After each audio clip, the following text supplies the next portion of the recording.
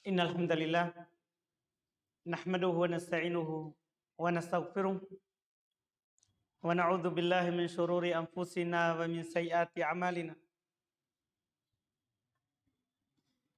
May yahdihillahu fala mudilla lah wa may yudlil fala hadiyalah. Asyhadu an la ilaha illallah wahdahu la syarikalah wa asyhadu anna Muhammadan abduhu wa rasuluh sallallahu alaihi wa ala alihi wa ashabihi wa man tabi'ahum bi ihsan ila yaumiddin. Amma ba'd. Kaum muslimin jemaah salat maghrib rahimani wa rahmakumullah. Alhamdulillah, kita lanjutkan lagi di malam hari ini kajian hadits pilihan yang dikumpulkan oleh Al-Imam An-Nawawi rahimahullah dalam kitab beliau Al-Arba'in An-Nawawiyah. 42 hadits yang beliau kumpulkan di sini, dan kita masih di pembahasan hadits yang ke-18. Yang mana hadits ke-18 kita telah baca sebelumnya, tapi kita baru ambil kalimat yang pertama. Kata beliau, an Abi Dzar wa Mu'adz ibnu Jabal. Dari Abu Dzar serta Mu'adz ibnu Jabal radhiyallahu taala anhuma qala, keduanya berkata, anna Rasulullah sallallahu alaihi wasallam qala, bahwasanya Rasulullah sallallahu alaihi wasallam bersabda, ittaqillah haitsuma kunta, bertakwalah kamu kepada Allah dimanapun kamu berada. Ini kita sudah membahasnya di pertemuan sebelumnya, wasiat yang pertama ini. Kemudian yang kedua, wa'at bi'is sayyi'atal hasanah tamhuha. Ini yang kita akan bahas di malam hari ini.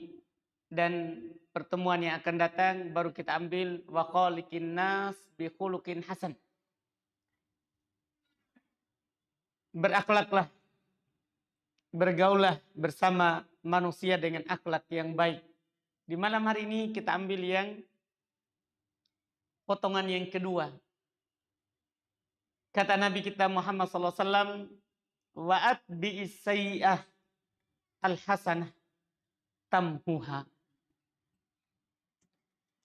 Ikutkanlah kebaikan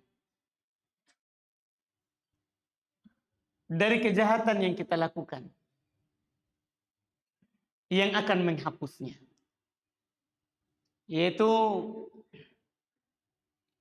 di sini Nabi kita berwasiat kepada kita, dan ini adalah wasiat kepada Mu'adz ibnu Jabal dan kepada Abu Dzar.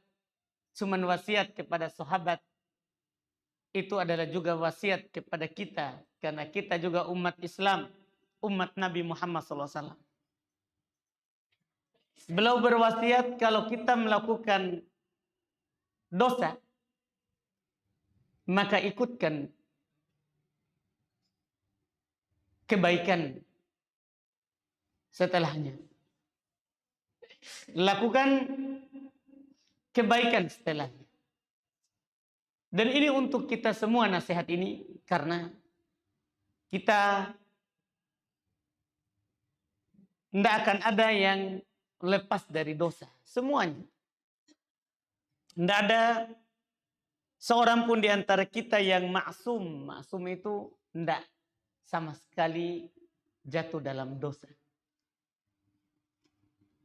Semua kita jatuh dalam kesalahan. Cuman kadang ada yang jatuh dalam kesalahan besar, ada yang jatuh dalam kesalahan kecil. Intinya tidak ada seorang pun di antara kita yang tidak pernah melakukan dosa. Bahkan kata Nabi SAW, kullu bani Adam khata. Setiap anak Adam itu pasti jatuh di dalam kesalahan. Bahkan seorang alim sekalipun. Kata para ulama, min alimin illa walahu zallah. Tidak ada seorang alim pun kecuali pasti dia punya dosa. Tidak ada setinggi apapun orang dari punya ilmu, ya pasti dia ada dosa. Bahkan ada dosa yang dia tidak pernah tinggalkan.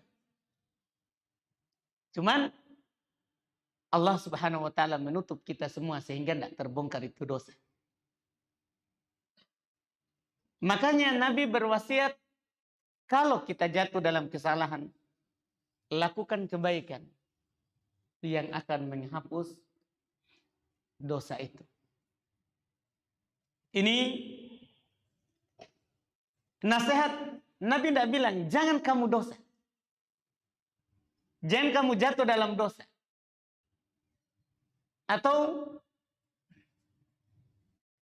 Nabi mengatakan, kalau kamu dosa, nggak usah kamu berbuat baik. Tidak. Karena Nabi kita Muhammad SAW, beliau dalam syariatnya adalah memberikan rasa takut, juga memberikan rasa harapan. Nabi kita menakuti kita dengan neraka. Kalau kamu berdosa, kamu akan mendapatkan balasan dari dosamu itu. Tapi Nabi kita juga memberikan harapan. Kalau kamu bertobat, kamu melakukan amalan, maka kamu akan dijanjikan surga. Makanya di sini digabungkan itu. Kalau kamu berdosa, jangan putus asa. Lakukan kebaikan yang akan menghapus dosamu itu. Allah Subhanahu wa taala berfirman di dalam Al-Qur'an, innal hasanati yudhibna sayyi'at dzalika dzikra lidzakirin. Sungguh al-hasanat, kebaikan itu akan menghilangkan yang namanya keburukan. Maksudnya amalan soleh akan menghapus amalan yang tidak soleh, amalan jahat. Iya, ini yang disebutkan oleh beliau. Ayat ini ada sebab turunnya. Ayat yang kita barusan baca. Bahwa kebaikan itu akan menghapus dosa. Jadi dalam hadits riwayat Imam Al-Bukhari dan Imam Muslim, anna rajulan asaba mimra'atin qublah. Ada seorang laki-laki, dia mencium seorang perempuan. Setelah itu, ya dia telah jatuh dalam kesalahan.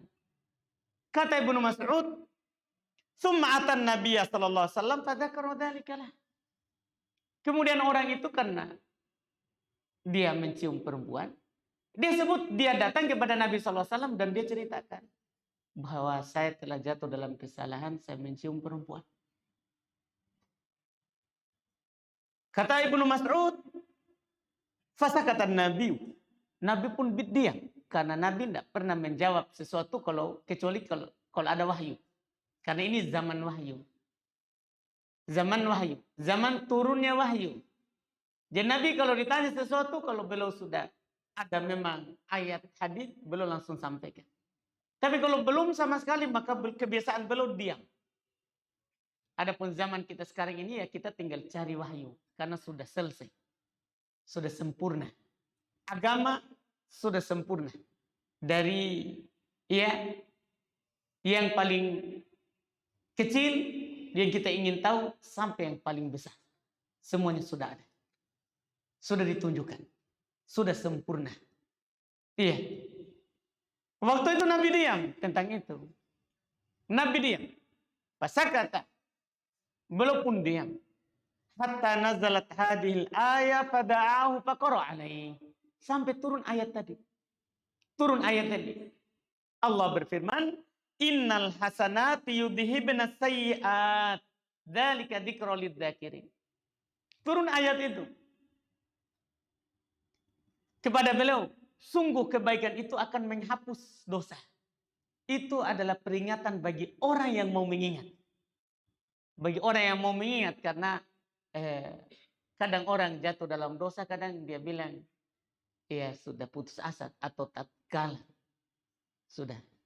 Kadang begitu, berarti dia tidak lagi mengingat.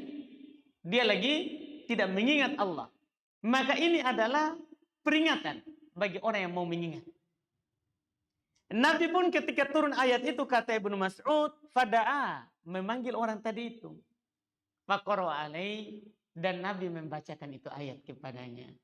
Bahwa itu adalah memang salah, tapi bisa dihapus dengan kebaikan. Bisa dihapus dengan kebaikan. Dari sinilah kalau kita orang yang banyak dosa, maka jalan keluar untuk menghilangkan dosa itu adalah kita beramal, melakukan kebaikan. Dan di dalam syariat kita, alhamdulillah, telah banyak ditunjukkan kebaikan-kebaikan yang bisa kita lakukan yang akan menghapus dosa. Untuk kita, semuanya. Iya, ada semuanya. Karena di ayat tadi itu, seorang laki-laki tadi itu bertanya kepada Nabi. Ketika Nabi bacakan ayat itu kepadanya, dia bertanya, ada li khosoh, apakah ini ayat untukku saja? Maksudnya, khusus untuk saya, kalau saya berbuat dosa maka akan dihapus, kalau saya beramal kebaikan, tidak masuk orang lain. Apa jawaban Nabi kepadanya? Balin nasi amma. Bahkan ini untuk manusia semuanya. Artinya, seluruh kita masuk di ayat ini. Kalau kita berdosa, kita melakukan amalan kebaikan, maka kita akan dimaafkan, diampuni dosa itu. Makanya Nabi SAW mengajarkan banyak amalan kepada kita yang bisa kita lakukan supaya amalan keburukan yang pernah kita lakukan terhapus. Di sini ada beberapa dikumpulkan, beberapa amalan yang bisa menghapus kesalahan kita, dan itu adalah amalan mudah, cuman kadang kita mungkin tidak tahu atau tidak sadar bahwa hal itu bisa menghapus kesalahan kita. Yang pertama, kita mulai dengan yang sering kita lakukan, berwudu. Berwudu. Sering sekali. Paling sedikit kita akan berwudu 5 kali sehari. Itu paling sedikit. Iya, saya katakan paling sedikit karena banyak juga. Mungkin di antara kita yang selalu berwudu walaupun tidak sholat. Selalu berwudu walaupun tidak sholat jika batal wudunya. Dan itu sunnah juga. Sunnah kita kalau batal wudu, kita wudu lagi. Walaupun tidak sholat. Walaupun tidak sholat.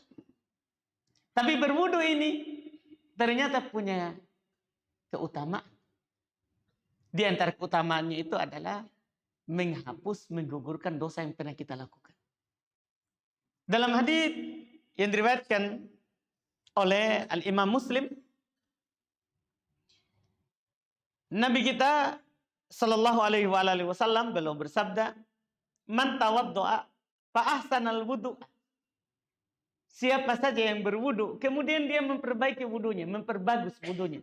Memperbagus wudu maksudnya, dia wudu sesuai yang Nabi ajarkan. Itu namanya memperbagus. Iya, wudunya. Kata Nabi, kharajat khotoyahu min jasadihi. Maka akan keluar kesalahan-kesalahannya dari badannya. Hatta takhruja min tahti adfarihi. Bahkan akan keluar kesalahannya itu lewat yang di bawah kukunya. Iya, di sebagian lafaz dikatakan ma'a qatratil ma. Bahkan dikatakan ma'akhir qatratil ma. Bersama tetesan air wudu. Bahkan tetesan akhirnya keluar dosanya. Berarti ini al-hasanat yudhibna sayyi'at. Ini kebaikan, wudu menghapus keburukan. Menghapus dosa. Ini yang pertama. Yang kedua, kita tambah sholat 2 rakaat dengan khusyuk. Itu lagi keutamaan lain. Wudu saja sudah menghapus kesalahan. Tapi kalau kita setelahnya sholat 2 rakaat dengan khusyuk, tanpa memikirkan apapun kecuali ibadah kepada Allah, maka ini lagi keutamaan yang lebih besar lagi. Dalam riwayat Imam Ahmad, Nabi kita Muhammad SAW bersabda, "Man tawaddo'a nahwa wudu'i." Ini yang saya bilang tadi, siapa yang wudu dengan baik. Karena di sini kata Nabi, siapa yang berwudu seperti wuduku. Nabi sudah ajarkan cara berwudu. Mulai dengan mencuci kedua telapak tangan. Iya. Kemudian berkumur-kumur dan memasukkan air ke hidung. Memasukkannya saja ya, adapun menghirupnya itu sunah tambahan lagi. Kemudian dia mencuci wajah. Mencuci tangan sampai ke siku. Siku masuk di dalamnya. Karena Nabi kalau cuci sikunya itu melewati siku. Iya, dalam hadis Abu Hurairah. Kemudian sudah kanan kiri usap kepala. Dengan cara yang diterangkan dalam hadis ya, Abdullah ibn Zaid dan juga Utsman ibn Affan. Abdullah ibn Zaid dia katakan, Nabi memulai dari bagian depan kepala. Kemudian dengan dua tangan. Dengan dua tangan. Kalau Nabi berusap kepala dua tangan. Dua tangan. Beda kalau kumur-kumur disebutkan. Bigorfa wahid. Dengan satu telapak tangan. Kalau kumur-kumur sunahnya jangan pakai dua telapak tangan. Tapi satu. Iya, itu yang saya lupa ingatkan tadi. Jadi cuci dia kumur-kumur, cuci tangan dua ini. Kemudian kumur-kumur. Dengan satu telapak tangan. Kita ambil 3 kali. Kan 3 kali di hadis Utsman.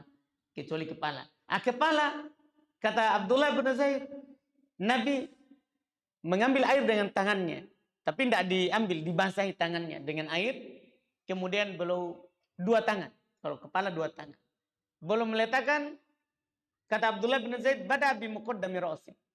Nabi mulai dengan bagian depan kepalanya. Ini baru nanti dapat keutamaan ini. Karena Nabi bilang, siapa yang berwudu seperti wuduku ini. Ini kan sambungan dari hadis cara berwudu. Yang tadi saya bilang, cuci telapak tangan. Nabi berkumur-kumur dan masukkan air ke hidung dengan satu telapak tangan. Langsung 2 ya. Langsung 2. Jadi 1 kali ambil, sebagian di mulut, sebagian di hidung. Bukan ambil beda mulut dan hidung. Bukan. Langsung 2. Itu yang diterangkan di hadis ini. Yang kita dapat keutamaan kalau kita lakukan.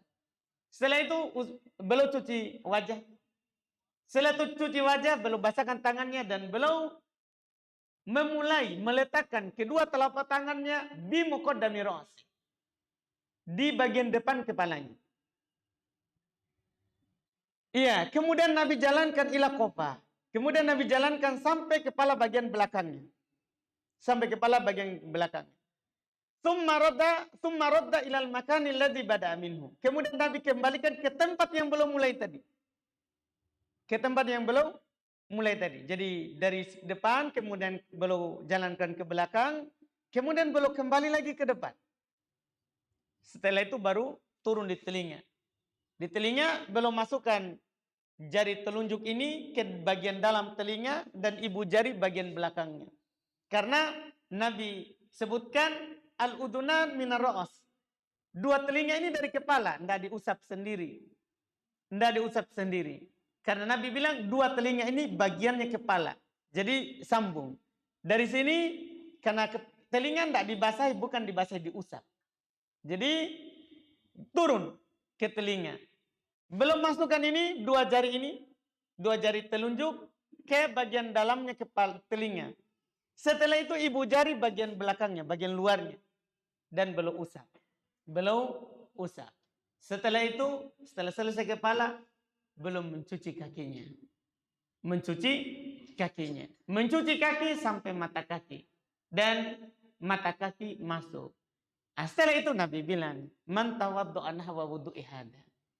Siapa yang berwudu seperti wuduku ini. Jadi itu syaratnya. Berwudu seperti wudu Nabi. Bukan seperti wudu Ustadz tak. Bukan. Harus maksudnya seperti hadis. Biar Ustadz yang kita lihat harus tanya. Ada enggak dalilnya begitu. Karena Nabi syaratkan. Siapa yang berwudu seperti wuduku ini. Tsumma qama faraka'a raka'ataina. Setelah itu dia habis wudu. Dia sholat 2 rakaat. Sholat 2 rakaat wudu. Kan sunnah. Sholat 2 rakaat wudu. La yuhadditsu fihi ma nafsahu. Yang mana dia tidak memikirkan yang lain. Dalam sholatnya itu. Khusyuk maksudnya. Iya, khusyuk. Dia baca. Ingat cuman bacaannya itu. Tidak ingat yang lain. Ghufira lahu ma taqaddama min dambihi. Kata Nabi. maka diampuni apa yang telah lewat dari dosanya. Semua yang lewat. Iya, semua yang lewat. Jadi yang lewat tadi itu, yang lewat misalnya kita sudah wudu sebelumnya. Qadarullah saat setelah wudu ini jatuh lagi dalam kesalahan. Sudah dengan wudu terhapus lagi. Ini wudu ternyata. Kalau kita tambah sholat 2 rakaat. Bukan masalah sepele. Makanya Bilal itu didengar suara trompaknya di surga. Nabi bertanya, apa yang kamu lakukan? Apa yang kamu lakukan? Ternyata dia biasa jaga wudhu. Setelah wudhu dia sholat 2 rakaat. Didengar sandalnya di surga. Dia lakukan ini. Kenapa bisa didengar surga? Ini rahasianya. Karena orang yang selalu berwudhu akan menghadap kepada Allah tanpa dosa. Kan setiap wudhu terhapus dosa yang telah lewat. Mulai lagi dari nol. Mulai lagi dari nol setelahnya. Ini namanya keutamaan kebaikan. Maksud di ayat tadi. Innal hasanat yudhibnas sayyi'at. Kebaikan itu akan menghilangkan keburukan. Iya, seperti yang Nabi katakan di sini. Nabi katakan di sini, wa'adbi. Ini pentingnya ini nasihat. Nasihat. Wa'adbi sayyi'atal hasanat tamhuha. Ikutkan dosa yang kita lakukan itu dengan amalan kebaikan yang akan menghapusnya. Karena seperti ini. Ada perbuatan baik. Kalau kita lakukan, semua sebelumnya akan terhapus. Ini wudhu. Iya. Yang kedua di sini juga saya nukil adalah birrul walidain. Berbuat baik kepada kedua orang tua. Kalau masih hidup dua-duanya. Kalau enggak, salah satunya. Ini termasuk penggugur juga dosa. Pertama, bahwa berbuat baik kepada kedua orang tua itu amalan yang paling dicintai tentunya. Dalam hadits Abdullah bin Mas'ud, beliau berkata, sa'altun Nabiya SAW, saya bertanya kepada Nabi SAW, ayyul amal ahabbu ilallah. Amalan apakah yang paling dicintai oleh Allah? Kata Nabi, as-salatu ala waktiha. Salat di waktunya. Salat di waktunya. Qultu, kemudian setelah itu saya berkata, summa ay, kemudian apa? Qala birrul walidain, kata Nabi, berbuat baik kepada kedua orang tua. Iya, berbuat baik kepada kedua orang tua. Dari Ibnu Umar, dia berkata, anna rajulan atan nabiyya. Ada seorang lelaki datang kepada Nabi. Faqal, dia berkata, ya Rasulullah, inni asabtu dzamban 'aziman. Fahal li taubah? Dia bilang, wahai Rasulullah, saya telah jatuh dalam dosa besar. Apakah ada tobat untukku? Itu pertanyaan dia. Iya. Qal halaka min kata Nabi kepadanya. Nabi tidak bilang langsung, iya, kamu langsung saya beristighfar. Bertobat, kamu pasti diampuni kalau bertobat. Tapi Nabi bertanya, kamu punya ibu? Masih hidup? Qala la. Dia bilang, tidak, sudah tidak ada. Sudah meninggal. Kemudian Nabi bertanya kepadanya lagi, halaka min qala, kamu punya bibi? Saudaranya ibu. Qala itu saudaranya ibu. Saudarinya ibu. Iya. Saudarinya ibu. Tante ya. Tantenya kita. Qala dia bilang, na'am. Laki-laki itu bilang, iya. Saya masih punya. Saudarinya ibu masih. Apa kata Nabi? Fabirroha. Berbuat baik kepadanya. Ini maksudnya gimana? Nabi tidak bilang tobat. Nabi cuma bilang, punya ibu? Dia bilang sudah tidak ada. Punya bibi? Saudarinya ibu? Ada. Berbuat baik kepadanya. Ini menunjukkan bahwa berbuat baik kalau sudah tidak ada ibu kepada saudarinya ibu. Itu ternyata penghapus dosa. Bahkan orang ini bilang, saya telah jatuh dalam dosa yang besar. Ini kebaikan. Disebutkan di kisah Ibnu Abbas radhiyallahu taala anhuma, sepupu dari Nabi kita Muhammad SAW, anaknya paman beliau, anaknya Abbas. annahu atahu rajulun faqal. Ini saya sengaja bawakan ini bahwa ini perbuatan baik bukan hanya dosa kecil yang dia akan gugurkan, bahkan dosa besar. Kalau ini berbuat baik pada orang tua. Jadi datang dari Ibnu Abbas, datang seorang lelaki kepada beliau. Faqal, dia bilang, inni khatabtu imra'atan fa'abat an tankihani. Saya melamar seorang perempuan, tapi dia tidak mau menikah dengan saya. Tidak mau. Iya. Terus wa khatabaha ghairi fa ahabbat an tankihahu. Tapi ini masalahnya. Datang yang lain melamarnya, wah dia menerimanya. Dia terima itu. Saya pas saat saya lamar, dia tidak terima. Ada yang lain yang maju, dia terima. Fagirtu alaiha, maka saya pun cemburu. Kenapa saya tidak diterima, orang lain diterima? Saya pun cemburu. Fakotal tuha. Wah ini bahaya cemburu ini. Maka saya pun membunuh perempuan itu. Wah jangan ada yang terjadi begitu. Jangan sampai ada, gampang sebentar tinggal saya berbuat baik. Kalau ada yang ditolak langsung pedang bertindak. Jadi ini di zaman Ibnu Abbas, zaman sahabat, masih generasi terbaik. Jadi dia lamar seorang laki-laki, seorang perempuan, seorang laki-laki dia melamar seorang perempuan, tidak diterima. Tapi ada yang lain yang lamar, dia malah terima. Dia menikah. Saya pun bunuh itu perempuan. Saya pun bunuh. Pertanyaannya ini yang menarik. Ya. Fahalli min taubah. Apakah saya masih bisa bertobat, masih diterima? Kayak ini membunuh. Saya bunuh seorang. Iya. Apa kata Ibnu Abbas? Dia tidak bilang, iya tobat saja. Tidak. Sama pertanyaannya Nabi. Kata Ibnu Abbas, ummuka hayy, ibumu masih hidup. Kan kalau Nabi kan, ada ibumu? Dia bilang, sudah meninggal. Jadi orang ini, Ibnu Abbas langsung bilang, ibumu masih hidup? Qala, dia bilang, lah. Sama juga, qadarullah, ibunya sudah meninggal, sudah tidak ada. Maka berbahagialah kalau yang masih hidup. Orang tuanya. Masih ada ibu, masih ada bapak, atau masih ada ibu, atau masih ada bapak saja. Karena itu adalah kesempatan dosa kita dihapus. Jangan sampai kita malah ada dosa, terus ada ibu, ada bapak, tapi tidak menjadi sebab masuk surga. Nah, itu kecelakaan. Itu celaka. Jadi dia bertanya, kamu ibumu masih hidup? Dia bilang, tidak.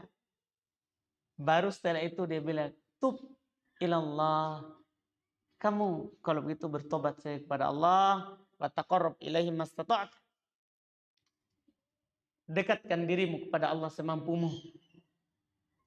Setelah orang itu pergi, ditanya oleh orang mendengar, ada apa ini? Kenapa dia tanya dulu ibunya hidup? Padahal kan tinggal bilang, kamu tobat saja, lakukan kebaikan. Qila li Ibnu Abbas, dikatakan kepada Ibnu Abbas, ditanya belum oleh orang yang ada di sekitarnya. Lima sa'al tahu an hayati ummi. Kenapa kamu tanya dia akan hidup ibunya? Atau sudah meninggal? Faqal, Ibnu Abbas bilang, inni la a'lamu amalan aqrabu ilallahi min birril walidah. Saya tidak mengetahui ada amalan yang lebih mendekatkan kepada Allah daripada berbuat baik kepada ibu. Masya Allah. Ini amalan kebaikan. Sekali lagi, atbi as-sayyi'at al-hasan. Ikutkan kesalahan itu dengan kebaikan. Yang kedua, ini lakukan perbuatan baik kita, berbuat baiklah kepada kedua orang tua kalau dua-duanya masih hidup. Hah? Baru 2. Nggak boleh tambah ini. Wah, saya siapkan banyak sekali. Nggak bisa. Pekan depan. Aduh. Kalau saya meninggal, Mas baru 2. Masya Allah. Jadi berikutnya lagi insya Allah. Iya. Alhamdulillah.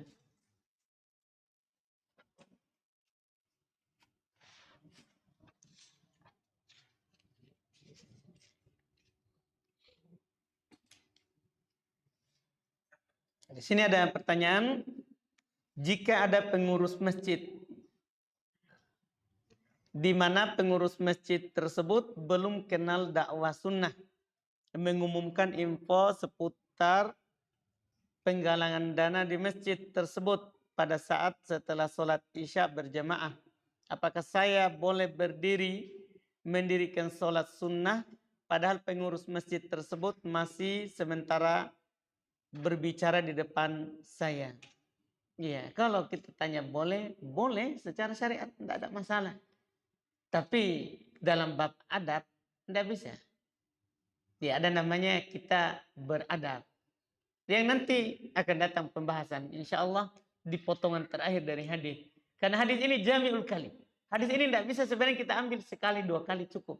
Karena ini hadis kalimat pendek dari Nabi kita, tapi maknanya bisa berhari-hari dijelaskan.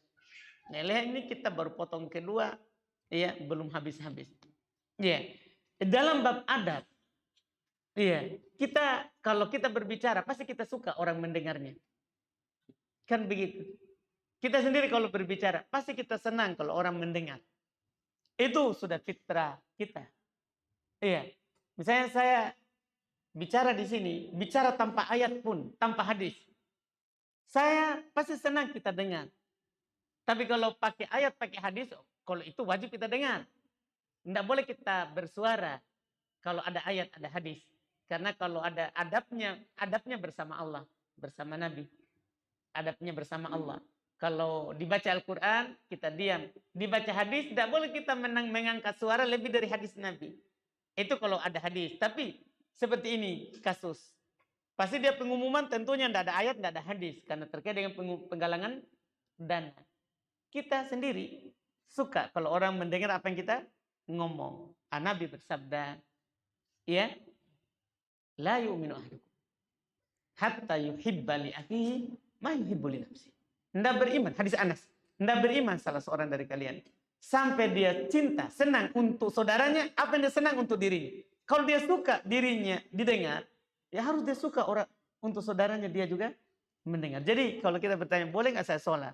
Ya, tidak ada orang yang bisa melarang kita sholat pemerintah. Bukan pengurus masjid. Karena pengurus masjid itu rumah Allah. Makanya Nabi bilang masjid Makkah saja, la tamna'u ima Allahi masajid Allah. Nabi saya bilang begitu kepada orang-orang, jangan menghalangi perempuan untuk ke masjid. Perempuan saja yang sholat di rumah lebih baik, tapi kalau dia mau ke masjid, tidak boleh kita larang. Tidak boleh kita bilang, tidak boleh ke sana. Tidak boleh. Iya, karena orang bebas. Masjid rumahnya Allah. Tidak boleh, tapi itu tadi. Bab adab. Kita beradab bersama manusia. Ya, bersama manusia. Kita dengarkan dulu sampai selesai, baru kita sholat. Ya, sunnah.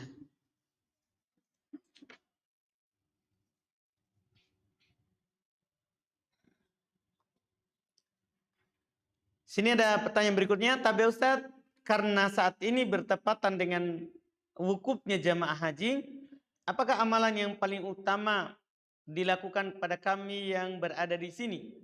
Iya. Mohon doanya Ustaz, agar supaya kita semua diberi taufik dan bisa menyusul melaksanakan haji. Semoga Allah memudahkan kita semuanya. Amalan utama di hari Arafah yang datang sunnahnya adalah hanya berpuasa. Yang datang sunnahnya yang jelas langsung. Ya, hari Arafah adalah berpuasa.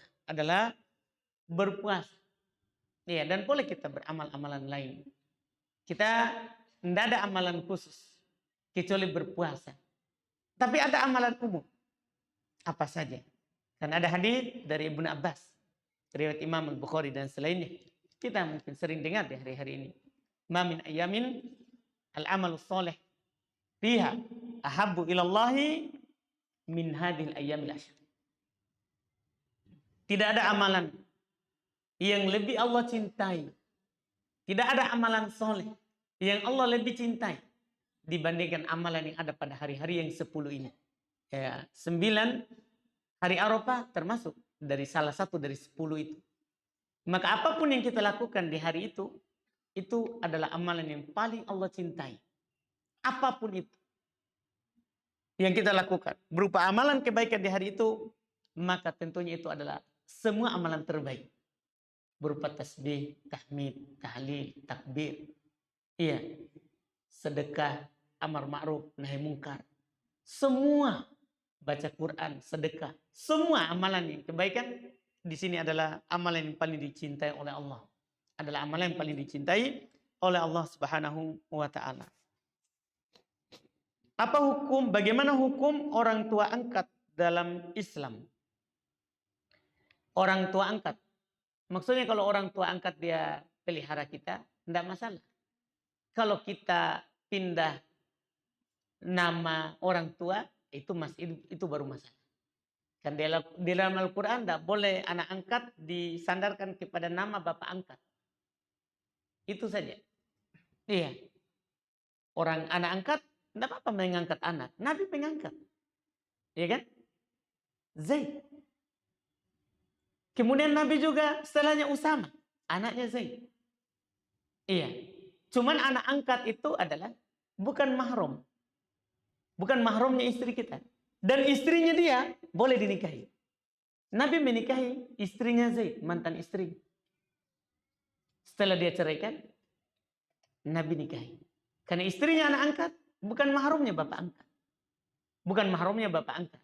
Jadi anak angkat mengangkat anak boleh, tapi tidak boleh disandarkan ke nama bapak angkat. Ud'uhum li abaihim. Panggil mereka dengan nama bapaknya. Jadi tetap ini si fulan bin fulan, bapaknya. Bapaknya, bukan ya kita. Terus tidak ditahu bapaknya Ustaz. Fa ikhwanukum fiddin. Maka kata Allah itu saudara kalian seagama. Itu saudara, bukan anak, tapi apa? Saudara. Jadi tetap tidak boleh disandarkan kepada kita. Tidak boleh. Terus dia nanti tidak dapat harta warisan. Cuman dia dapat wasiat. Boleh dia dapat wasiat. Jadi anak angkat itu kalau terkait dengan harta warisan tidak dapat warisan. Tapi boleh dia dapat wasiat. Seorang ayah boleh dia wasiatkan untuk anak angkatnya. Dia punya anak angkat, ya, dia sudah tahu bahwa ini tidak dapat warisan. Kalau saya meninggal, ya, tidak dapat warisan. Iya, dalam aturan agama. Maka boleh dia berwasiat untuk anak angkatnya itu. Dia punya harta banyak, dia boleh berwasiat bahwa untuk dia yang sana misalnya, atau sekian misalnya, boleh dia berwasiat dengan.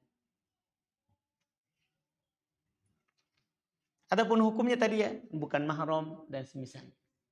Kecuali dia susui, bisa jadi mahram. Bisa jadi mahram. Anak angkat kalau disusui bisa jadi mahram. Anak-anaknya juga nanti jadi mahram. Ya kalau dia punya anak yang lain. Kalau disusui 5 kali susuan. Bagaimana mengganti utang puasa orang tua yang telah meninggal? Yang di akhir umurnya sudah tidak sanggup berpuasa. Kalau dia tidak sanggup, dia tinggalkan puasa karena tidak sanggup berpuasa, sudah tidak mampu. Atau karena sakit yang berkepanjangan, bukan karena sehat ya. Memang dia sakit berkepanjangan sehingga tidak puasa saat datang Ramadan. Sebelumnya puasa terus. Atau sudah tua, tidak mampu lagi berpuasa. Maka di sini tidak, bukan mempuasakannya, tapi membayarkan fidyah. Karena sepakat para ulama, orang tua yang tidak mampu berpuasa atau orang yang sakit berkepanjangan, maka yang wajib baginya adalah fidyah, bukan puasa. Sehingga ahli warisnya, dia membayarkan fidyah untuknya dari harta warisannya kalau ada. Kalau tidak ada, maka dari ya harta walinya, harta anak-anaknya. Itu yang dilakukan terhadap orang tua yang meninggal dalam keadaan dia punya utang puasa. Jadi lihat utang kenapa. Iya.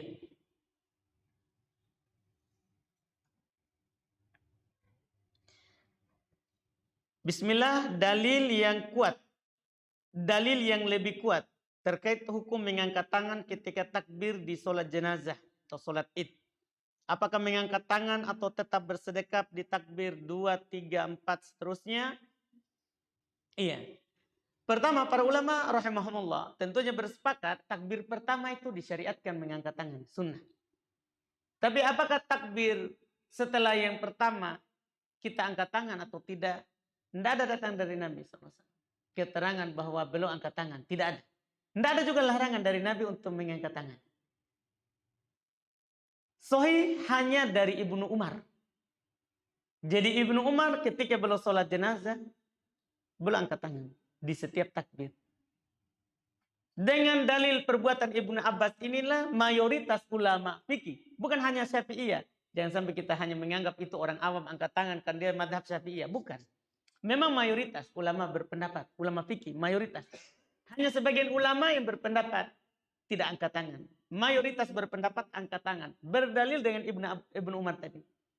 Karena ucapan perbuatan sahabat itu hujjah. Jika tidak menyelisih dalil dan tidak ada sahabat lain yang menyelisih. Dan ini perbuatannya dia tidak ada sahabat lain yang menyelisih dan tidak menyelisih dalil. Sehingga sunnah mengangkat tangan. Sunnah mengangkat tangan dengan dalil itu. Iya, wallahu alam.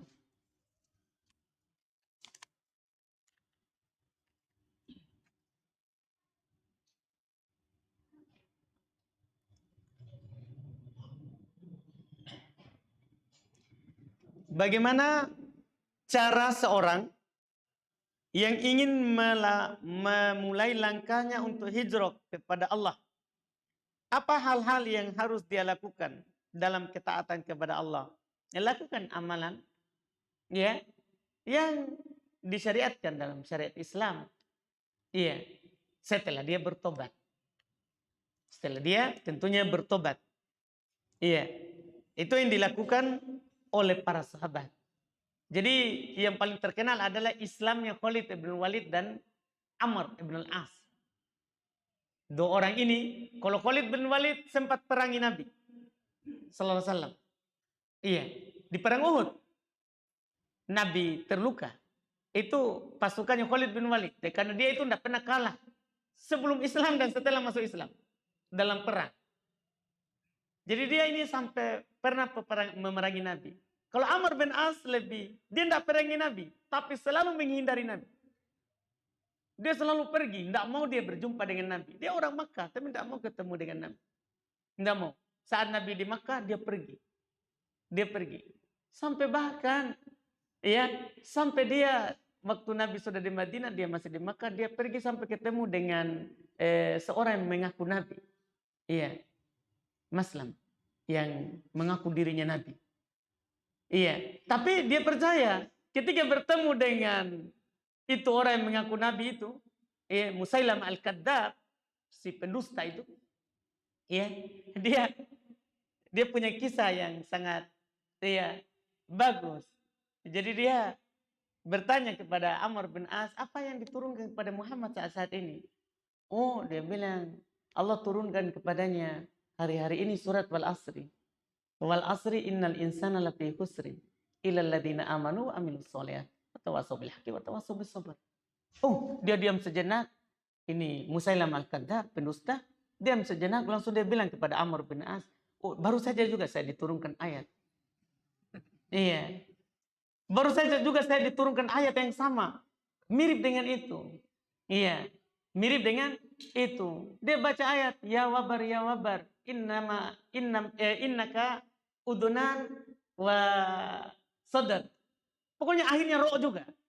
Wahai kelinci, kamu hanya punya 2 telinga dan punya dada.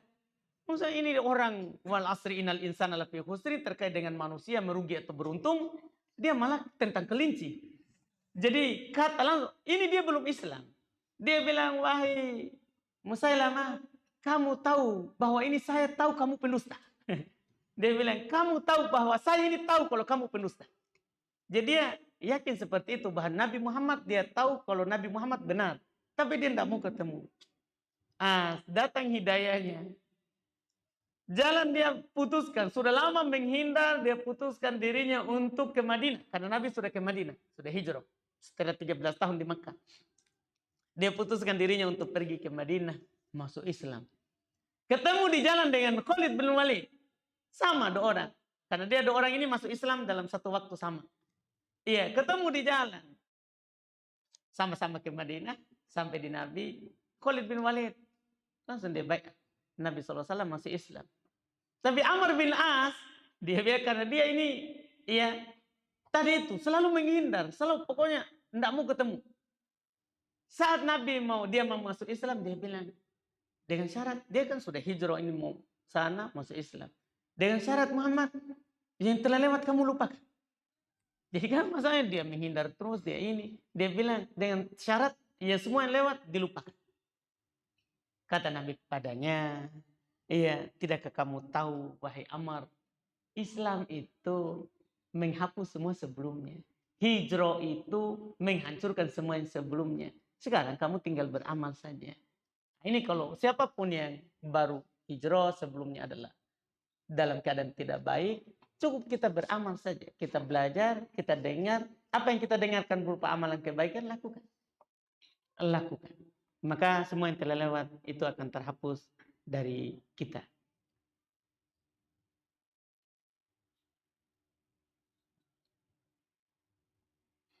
Sini ada yang berikutnya, dan berdosakah seorang anak jika keinginannya sudah mantap untuk menikah, namun kedua orang tua belum merestui. Pertanyaannya, apakah anak berdosa, anak yang tidak mendengar atau patuh terhadap orang tua atas keinginan tersebut menikah? Ya tergantung. Jika dia orang yang sudah darurat menikah, akan jatuh dalam ya dosa dan maksiat. Kalau dia tahan, maka boleh dia menikah dan dia tidak berdosa. Dan dia tidak berdosa. Ini kalau anak laki-laki. Iya, kalau anak perempuan ada prosesnya. Ada prosesnya. Karena nanti terkait dengan walinya. Terkait dengan walinya. Iya. Jadi kalau memang membahayakan, tidak berdosa. Tidak berdosa. Tapi kalau tidak membahayakan, dia masih tetap terjaga. Maka dia mentaati orang tuanya itu lebih baik. Dan bisa berdosa kalau dia tidak taat dalam hal tersebut. Ya, sebetulnya ada keinginan orang tuanya memang yang dia lihat anaknya belum saatnya. Sudah? Masya Allah. Satu. Tidak bisa. Alhamdulillah. Masya Allah. Baik, Alhamdulillah. Kita cukupkan dulu. Mudah-mudahan bermanfaat. Insya Allah. Kita lanjut lagi di pertemuan yang akan datang. Subhanallah. Alhamdulillah. Asyhadu an la ilaha illa anta astaghfiruka wa atubu ilaik. Assalamualaikum warahmatullahi wabarakatuh.